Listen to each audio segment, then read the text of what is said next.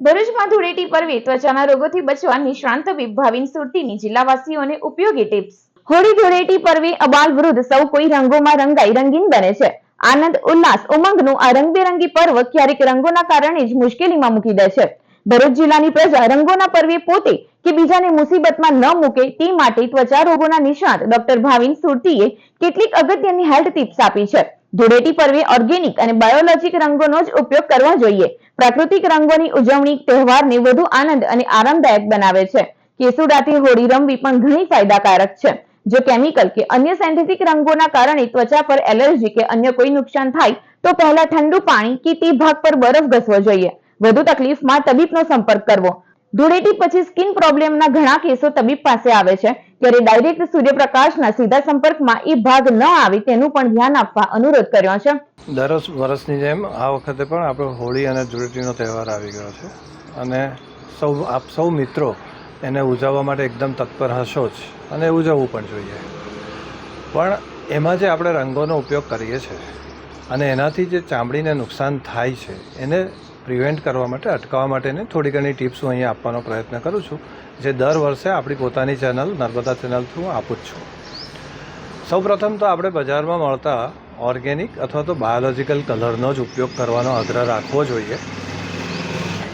At least એમાં તમને ચામડીને જે કાયમી નુકસાન થાય એ થવાની શક્યતા બહુ ઓછી રહે।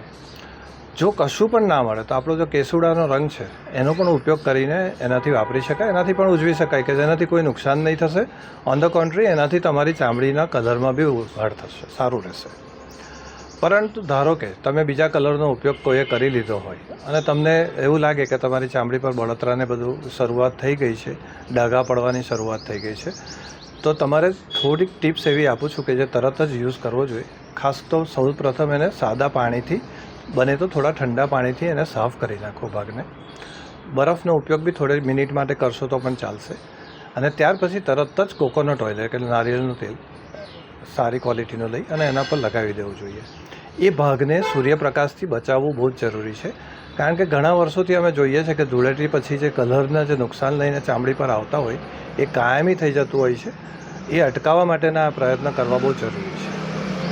ધૂળેટી રમતા પહેલાં જ્યારે કલરનો ઉપયોગ કરો ત્યારે પણ મારી આગ્રહ છે કે પહેલાં કોપરેલ લગાવો સાદા, ત્યાર પછી જ કલર રમવાની શરૂઆત કરો।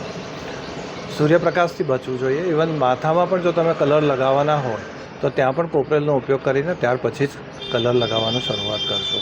પણ ફરીવાર કહું છું કે બને ત્યાં સુધી કોઈ ડાય કે પાકા કલરનો ઉપયોગ ન કરતા બાયોલોજિકલ કલર અથવા તો ઓર્ગેનિક કલરનો ઉપયોગ કરવો હિતાવહ છે।